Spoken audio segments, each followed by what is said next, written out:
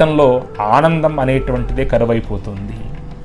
ఆనందము అంటే ఏదో ఒక కామెడీ సీన్ చూస్తే, ఒక ఆనందంగా జోకు వేస్తే వచ్చేటువంటి ఆనందం కాదు. జీవితంలో అనుకున్నది సాధించాను, అనుకున్నది నెరవేరింది, అనుకున్నది నేను చేయగలిగాను అనేటువంటి పని జరిగితే దాన్ని ఆనందము అని పిలుస్తారు. అటువంటి ఆనందాన్ని అనుగ్రహించజేసేటువంటి వాడు ఆంజనేయ స్వామి.